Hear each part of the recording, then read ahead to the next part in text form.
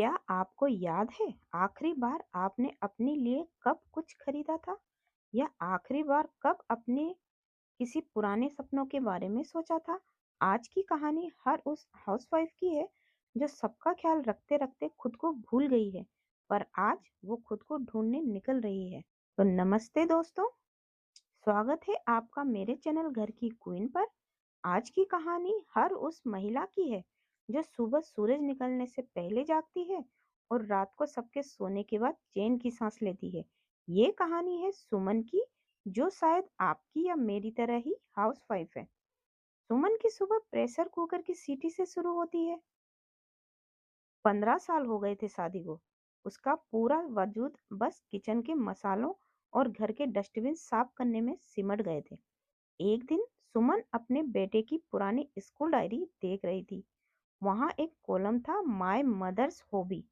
उसके बेटे ने वहां लिखा था कुकिंग एंड क्लीनिंग। सुमन चौंक गई। क्या उसका शौक सिर्फ खाना बनाना और सफाई करना था? उसे याद आया कि शादी से पहले वो कितने अच्छे होममेड मिठाई बनाती थी।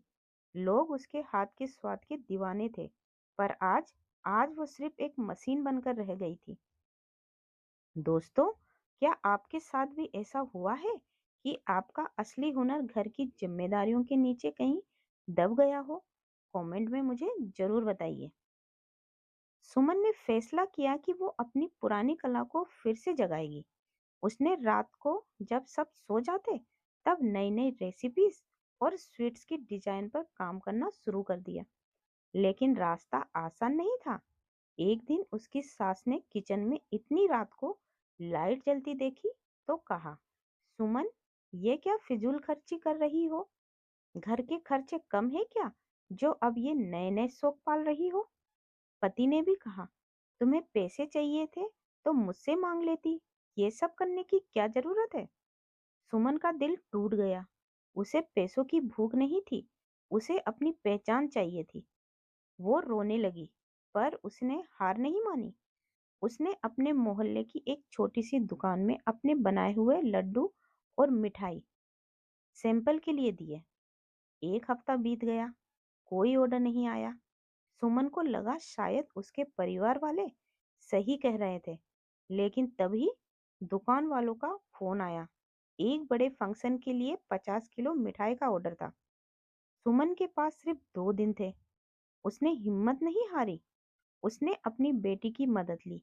पहली बार उसे पति ने देखा कि सुमन के चेहरे पर वो चमक थी जो पिछले 15 सालों में कभी नहीं दिखी थी। ऑर्डर पूरा हुआ। जब उसने पहली कमाई का चेक मिला तो उसने सबसे पहले अपनी सास के लिए एक नई साड़ी खरीदी और पति के हाथ में वो चेक रखा। उस दिन उसके पति ने कहा, सुमन, मुझे माफ कर दो। मैं तुम्हें सिर्फ एक हाउसवाइफ समझ रहा था, पर तुम तो एक आर्टिस्ट हो। तो दोस्तों, ये थी सुमन की कहानी। आज सुमन सिर्फ एक घर की बहू नहीं, बल्कि अपनी मेहनत और लगन से अपने शहर की एक पहचान बन चुकी है। उसने साबित कर दिया कि किचन की छवि से लेकर कामयाबी की राह तक का सफर एक हाउसवाइफ के लिए नामुमकिन नहीं होता। लेकिन याद रखिए, हर सुमन के पीछे एक ऐसा पल होता है जब वो टूटने वाली होती है, और वही पल होता है जब उसे अपने अंदर की क्वीन को जगाना होता है। आज मैं आप सभी से एक सवाल पूछना चाहती हूँ। क्या आपने भी कभी अपने किसी सपने को किचन के डब्बे समझकर साफ कर दिया है? क्या आपके अंदर भी वो एक हुनर है जो दुनिया देखना चाहती है? अगर है तो डरो मत, शुरुआत छोटी हो सकती है पर मंजिल बड़ी होगी। तो दोस्तों, अगर आज की इस कहानी ने आपके दिल को छू लिया है तो कमेंट में घर की क्वीन जरूर लिखिए। मुझे बताएं कि आपका वो कौन सा सपना है जिसे आप आज ही से पूरा करना चाहती हैं। मैं हर एक कमेंट पढ़ूंगी और आपको रिप्लाई करूंगी। हमारा ये चैनल घर की क्वीन सिर्फ एक यूट्यूब चैनल नहीं है, ये हम जैसी हजारों लाखों हाउसवाइफ की एक कम्युनिटी है। अगर आप चाहते हैं कि हम एक दूसरे की ताकत बने तो अभी से चैनल को सब्सक्राइब करें और बेल आइकन दबाइए। और हाँ, ये वीडियो अपनी हर उस सहेली या रिश्तेदार को भेजिए जो शायद आज थोड़ी उदास है और उसे इस मोटिवेशन की जरूरत है। तो चलिए दोस्तों, आज के लिए बस इतना ही। जल्दी मिलूंगी एक नई कहानी और एक नए हौसले के साथ। तब तक याद रखिए, आप सिर्फ घर नहीं चला रही हैं, आप एक दुनिया बना रही हैं।